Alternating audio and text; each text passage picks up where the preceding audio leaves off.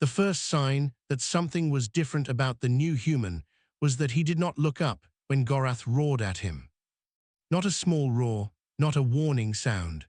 Gorath was a green dragon hatchling the size of a river barge, and when he opened his throat in the docking corridor that morning, the sound shook the metal walls and made two other maintenance workers drop their tool kits and press themselves against the far side of the passage. The human named Ren kept walking. He had a grey bag on his shoulder and a worn jacket with a small station crew patch on the sleeve. He was not tall. He was not built like a fighter. He looked, if anything, like someone who had just woken up and was thinking about something far away. He glanced at Gorath the way a person glances at a door that is slightly ajar, noticing it, registering it, moving past it. Gorath stared after him. Sora watched the whole thing from the upper walkway. She was a red dragon hatchling, broader in the chest than Gorath and a full wingspan longer, and she was widely understood by her clutch to be the one who set the tone for things. She leaned her head over the railing and watched the human disappear around a bend in the corridor. "He did not even flinch," said Eula, appearing at her side. Eula was blue, smaller than the others, and she noticed things carefully. His pace did not change. "His breathing did not change either," Sora said. "I was watching." The crash station was called Veltho's Nesting Deck 7, a long name that everyone shortened to just the deck. It was an old station, built in the era before the interspecies labor accords, when the Velthari ran everything in this sector and designed their structures around their own enormous bodies. The corridors were wide enough for a hatchling to spread half a wing. The ceilings were vaulted. The lights were warm and orange because young dragon eyes preferred that spectrum. Humans were not built for it. The warmth made them sweat. The scale of the corridors made them seem very small. Most human maintenance workers who came to the deck lasted 2 or 3 rotations before requesting a transfer. The hatchlings had learned that a good roar in the first week usually shortened that timeline. Ren had arrived on a Tuesday. By Thursday, 3 separate hatchlings had roared at him. Sora had spread her wings to full span directly in his path, and Gorath had exhaled a controlled flame, burst close enough to scorch the floor tiles 6 feet from where Ren was kneeling to check a pressure gauge. Ren had looked at the scorch mark, then he looked at the gauge, then he wrote something in the small notebook he carried and stood up and walked to the next inspection point. He carried a notebook, a paper one. Nobody used paper notebooks. The hatchlings found this deeply strange.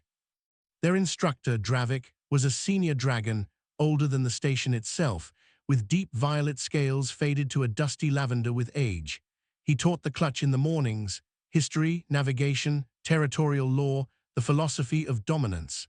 In the afternoon, the hatchlings had free time on the training yards. Dravik had noticed the hatchlings were distracted. He called Sora to the front of the class on Friday morning and asked her to recite the 6 principles of primal authority.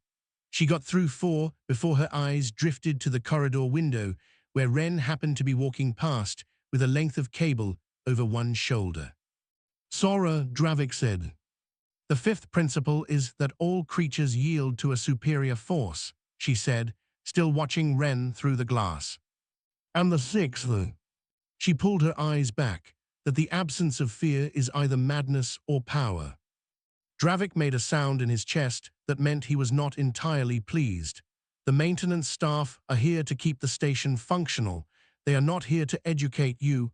Leave them alone." After class, Gorath fell into step beside Sora on the way to the yards.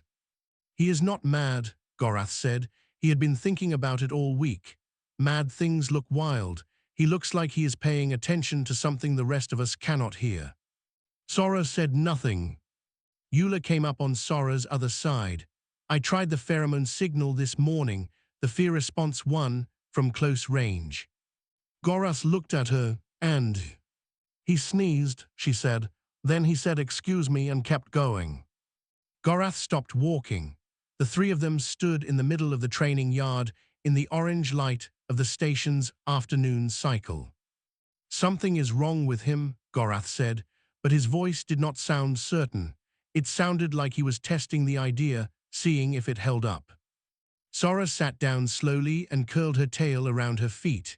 She was looking at the far wall, but she was thinking about the way Ren had walked past Gorath's roar, not through it, not despite it, just past it, like it was weather. Or, she said, something is different about him.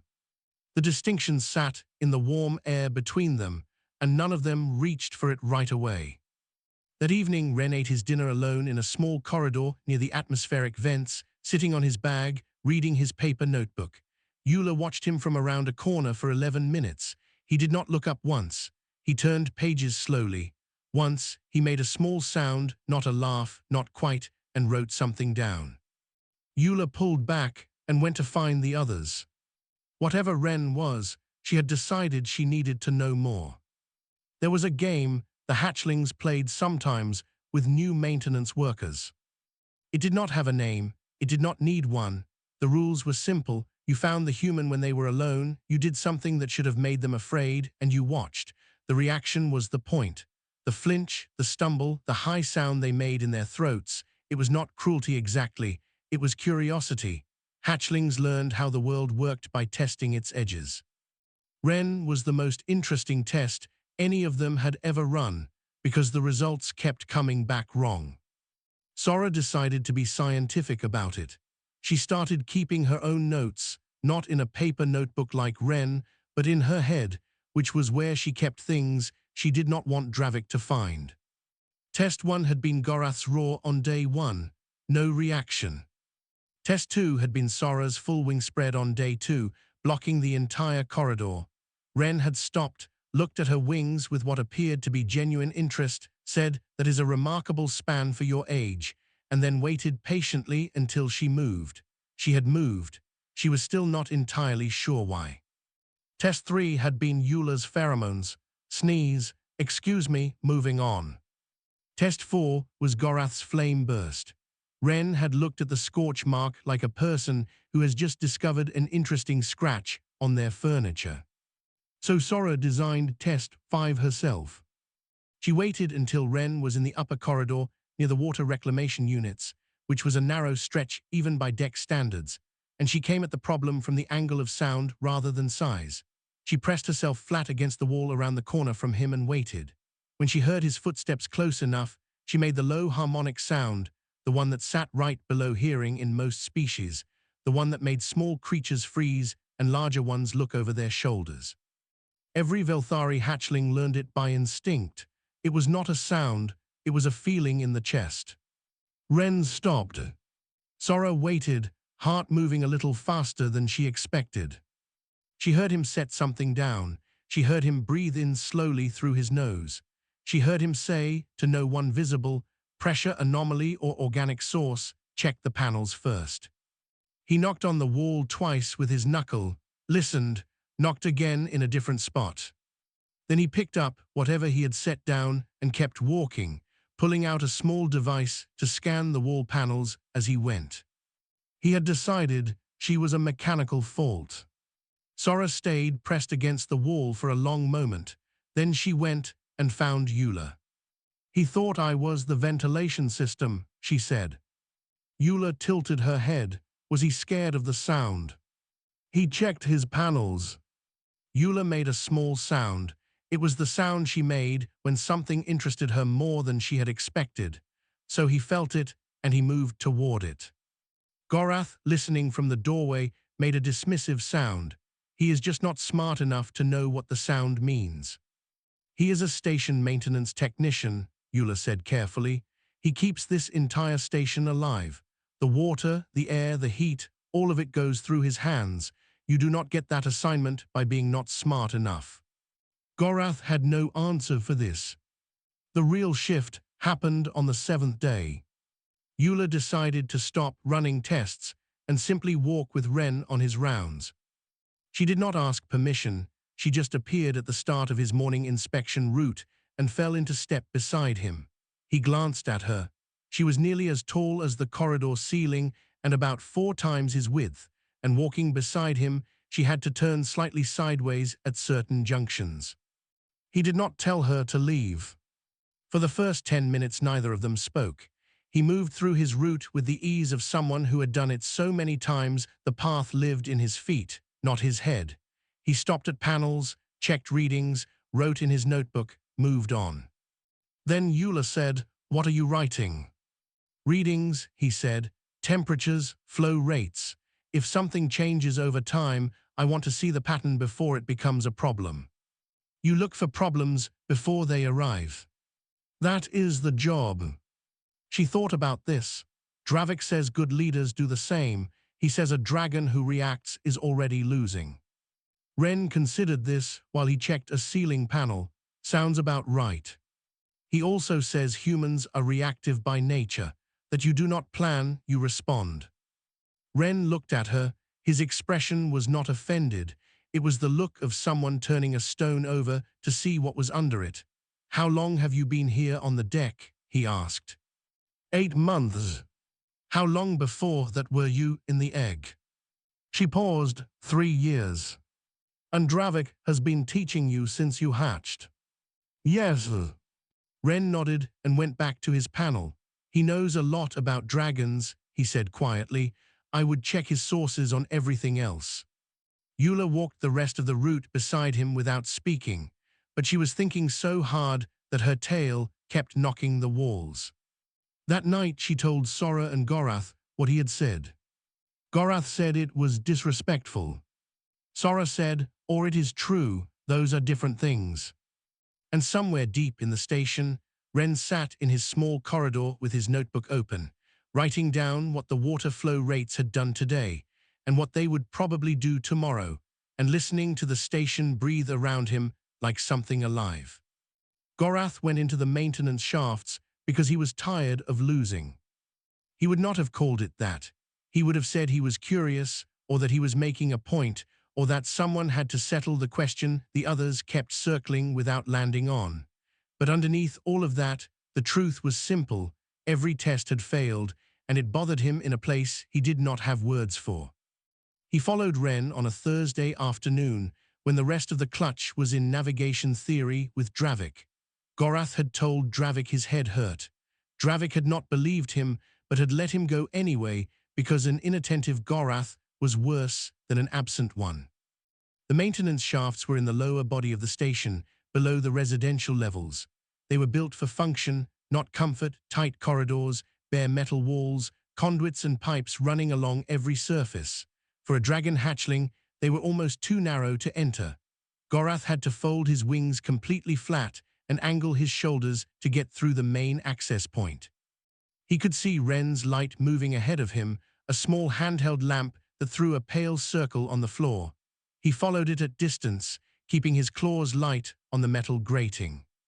He was not entirely sure what he planned to do when he caught up. The answer turned out not to matter.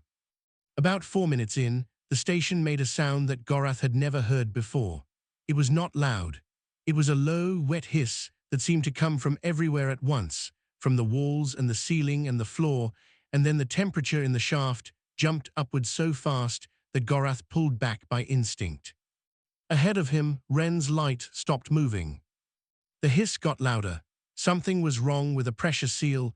Gorath did not know which one, did not know what it meant, but he could feel the heat building, and he knew in some basic part of him that what was leaking into this corridor was not something a human body was built to survive. He expected Ren to run.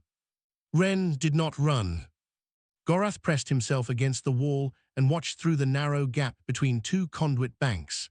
Ren had set his lamp on a pipe bracket and was moving along the wall with both hands, pressing his palms flat against different sections, feeling for something. He spoke as he worked, not loudly, just a steady low murmur, and Gorath strained to hear it over the hissing. Seal breach junction C or D, temperature rising, secondary coolant loop, shut down the secondary first, don't touch the primary, find the manual bypass. His hands were shaking.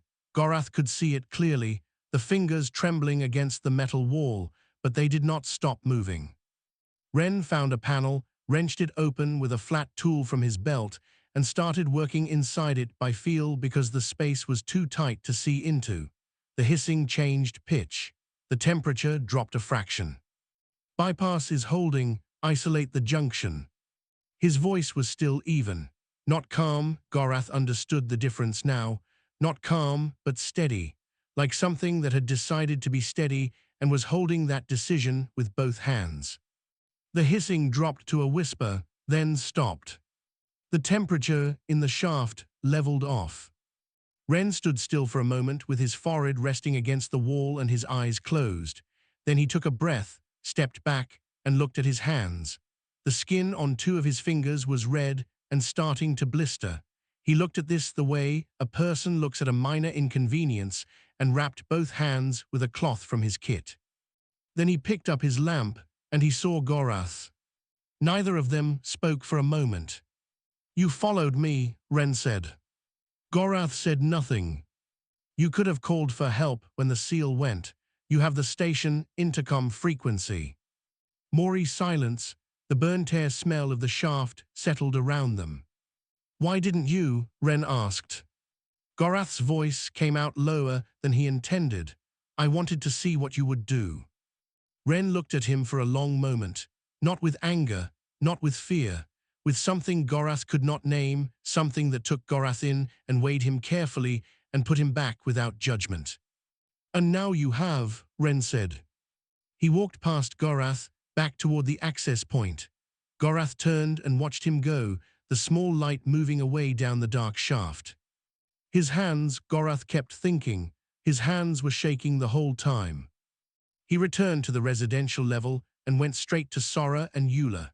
He sat down in the middle of the common room floor and he told them everything, and his voice was not its usual loud certain thing. It was quieter and it went slowly because he wanted to get the details right. When he finished, the room was quiet. "His hands were shaking?" Sora asked. "The whole time, from the first moment, they never stopped." Eula looked at the floor, but he fixed it anyway. "He talked himself through every step out loud," Gorath said, like he was afraid if he stopped talking he would stop moving. Sora sat back, her tail moved slowly across the floor. "He was afraid," she said. "He was afraid and he fixed it anyway." She looked at the others. "He did not hide from it, he used it." Gorath said nothing. Eula said quietly, "We have been testing the wrong thing."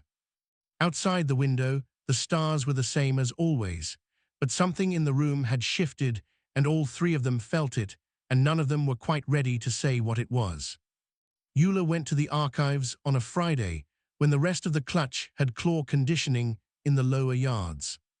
She told Dravik she wanted to study ahead. He looked at her for a long moment, trying to decide if this was the truth. Eula was the kind of student who made instructors suspicious precisely because she never gave them obvious reasons to be. He let her go. The archive room was in the oldest part of the station, a circular space with walls lined in data terminals and a ceiling painted with the Velthari star maps from the founding era. Eula liked it because it was quiet and because the terminals did not ask why she was searching for something, only what. She started with biology. Human physiology was covered in the standard interspecies knowledge base, the same basic entry that every species in the Accords had filed on every other. Bipedal, warm-blooded, fragile in ways that most sapient species were not, lifespan short, healing slow, no natural armor, no venom, no flight capability, no long-range sensory organs. On paper they were, by Velthari biological metrics, deeply underwhelming. She dug deeper.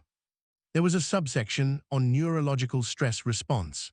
Fear in humans, according to the research, produced a cascade of physical effects: elevated heart rate, heightened sensory awareness, muscle tension, the whole system pointing itself toward survival.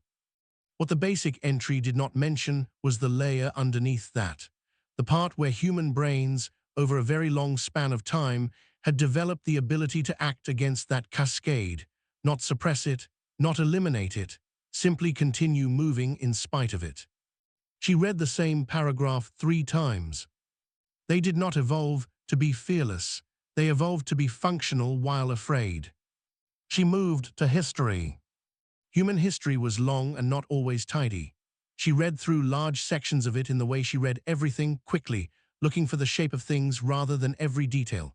Wars, famines, planetary disasters, diseases that took enormous percentages of the population and were survived anyway, not by any single heroic act, but by the simple aggregate of individual people who kept going one day at a time. There was a section on early space travel that made her stop. The first human vessels had been, by any objective standard, dangerously inadequate for the environment they were entering. The materials were poor. The margins for error were extremely small. The people who flew them knew all of this. The medical profiles required for early space crew selection did not screen for courage. They screened for the ability to remain functional under high stress for extended periods. Courage, the research note said, was assumed present in anyone who applied. Then she found the maintenance logs. They were filed under early expansion era, cross-referenced with something called the Brennan Solaris transport incident. She almost passed it over. Then she read the first line. The Brennan Solaris was a mid-range carrier that suffered a catastrophic coolant failure during a deep space transit with 46 people aboard. The senior maintenance technician, a woman whose name was listed in the file, spent 9 hours in the damaged section of the ship with burns on both hands and failing air filtration, rerouting systems manually while the rest of the crew prepared for evacuation. She saved 43 people. She did not survive the 9th hour. She was 26 years old. Eula sat with that for a long time. Then she closed the terminal and went to find Ren. She found him where she had half expected to, the corridor near the atmospheric vents, eating his midday meal from a small container, his notebook open beside him.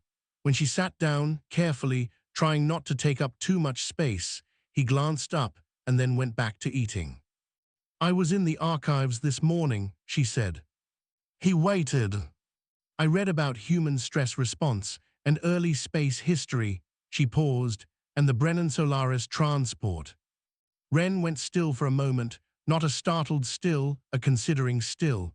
He set his container down. "The senior maintenance technician," Eula said carefully. "Her name was listed in the file." He said, "That was my grandmother." Eula looked at him. "She died before I was born. My mother told me about her when I was young." He picked up his notebook and turned it over in his hands. "She used to say that my grandmother did not think she was doing anything remarkable. She just knew what needed doing, and she kept doing it." "She saved 43 people." "Yes."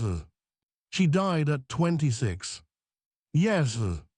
He said both of these things the same way, not without feeling, but without the feeling being the main thing. Like they were facts that he had long since made room for inside himself, and they lived there now without taking up more space than they deserved. Eula tried to find a question that fit what she needed to know.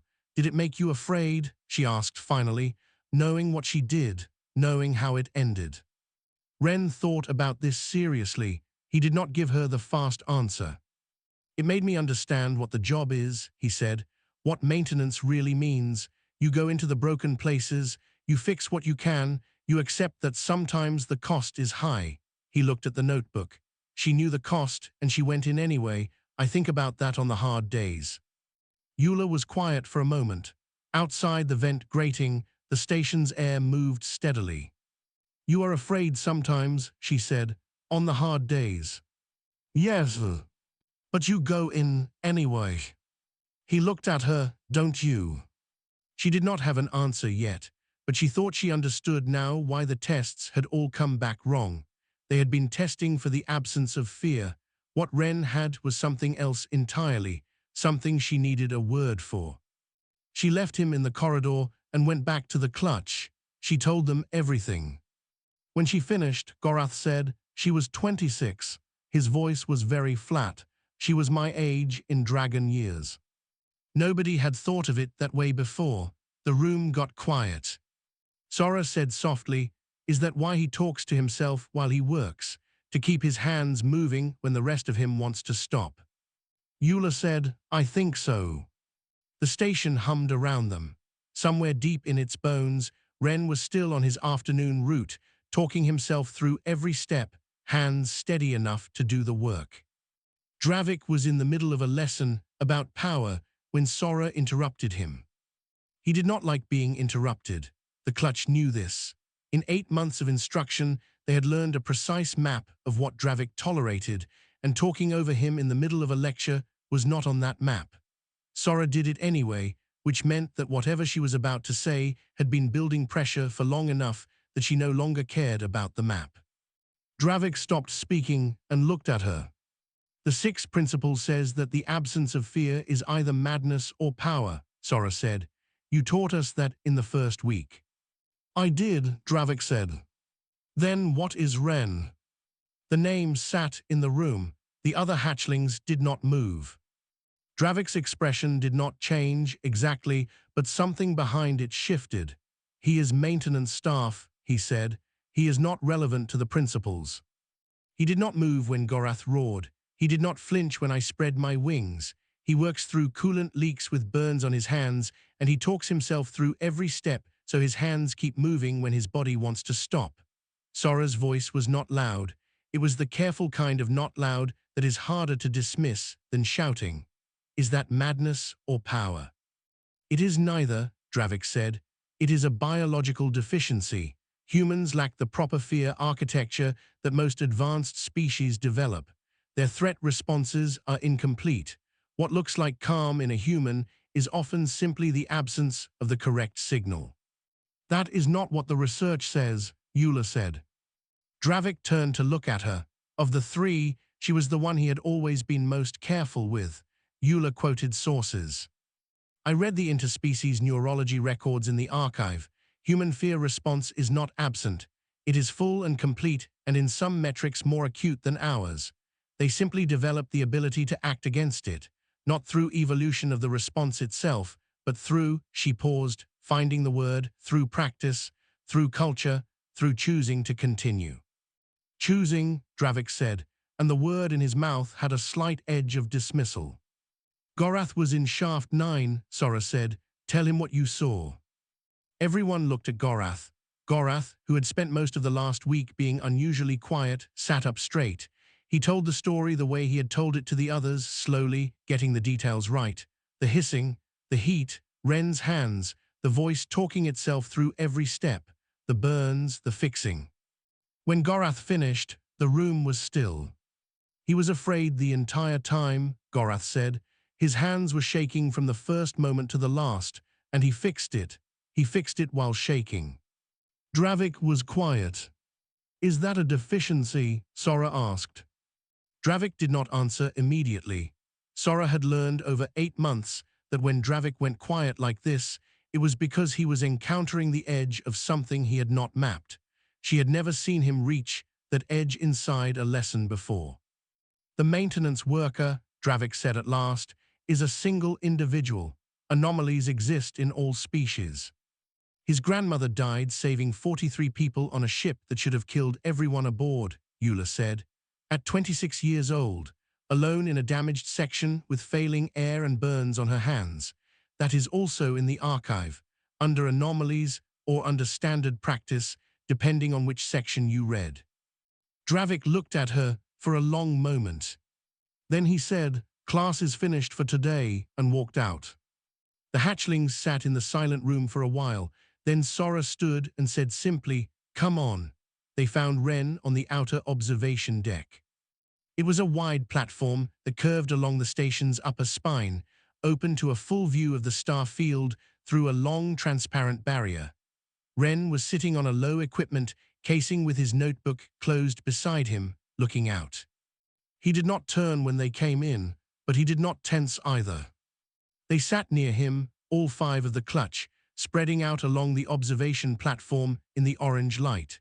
It was the first time all of them had been in the same space as him without the framing of a test.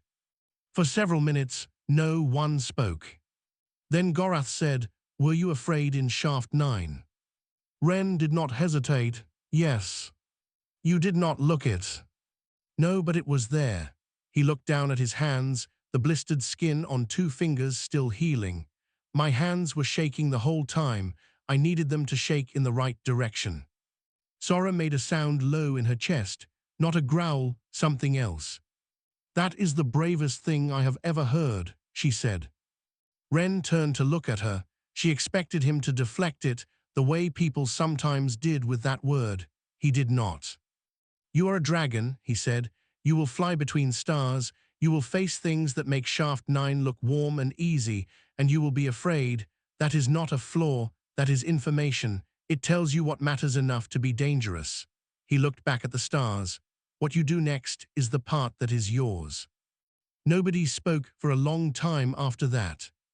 The star field moved slowly past them as the station continued its long orbit. Gorath signed up for the next advanced training exercise the following morning. It was the one involving high-altitude pressure drops that he had been avoiding for 2 weeks. He did not perform perfectly. He misjudged a turn and had to recover mid-descent, and his landing was rougher than it should have been. But he went in. He went all the way in.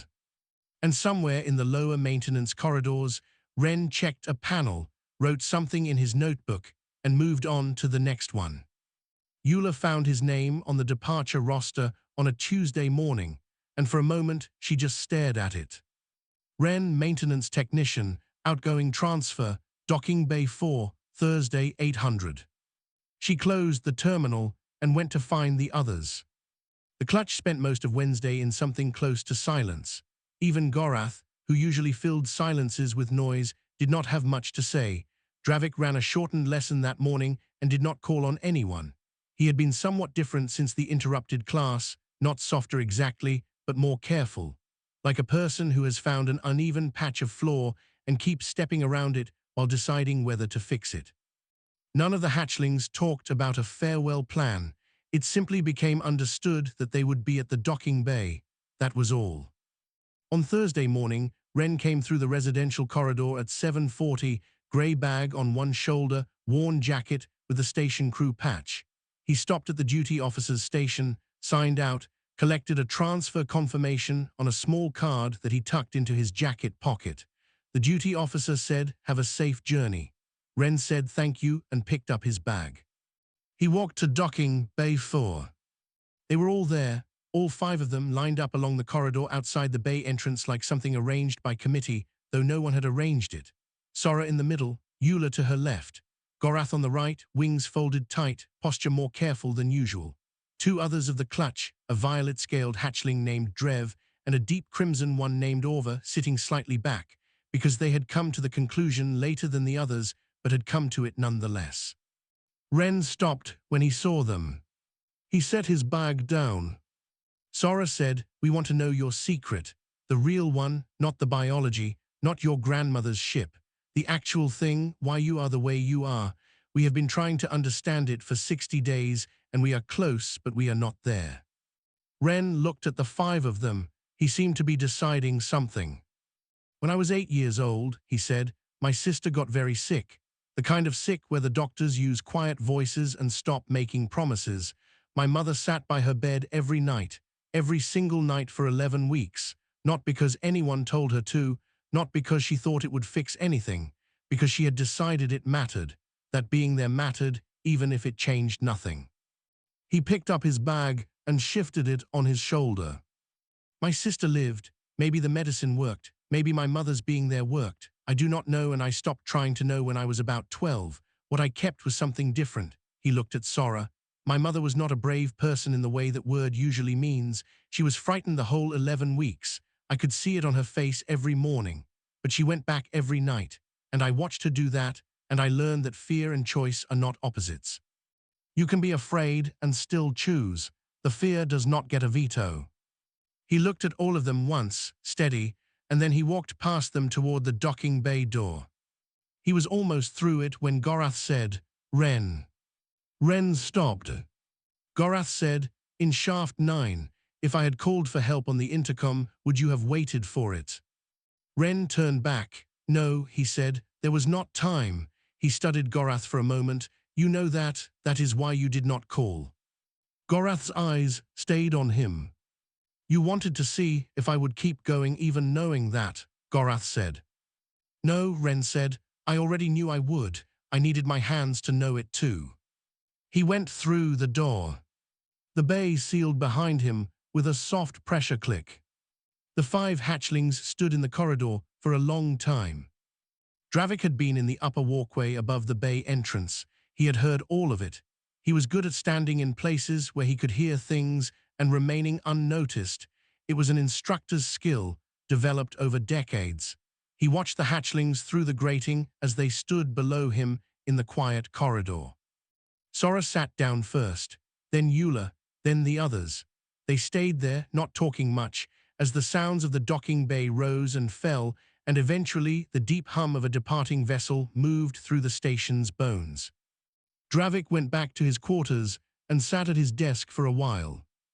Then he opened his quarterly development report and scrolled to the section titled Unexpected Developmental Influences, External. He had never put anything in that section before. He sat with the cursor there for a moment. He wrote maintenance technician name, Ren, duration of contact with current cohort, 61 days, documented impact on clutch development, significant. Recommend that future postings to Velthos series crash stations include a minimum of 1 human maintenance staff member per cohort cycle. Reason, they demonstrate something we do not currently teach, the separation of fear from function, the capacity to continue under conditions that argue against continuing. I do not have a Velthari term for this. I am not certain one exists. The hatchlings understand it now better than I can explain it. That is, I think, the point. He saved the report and closed it. 4 months later, Sora was in her first open space training flight. The maneuver required her to fold both wings and drop into a steep pressure dive before pulling out at a specific depth.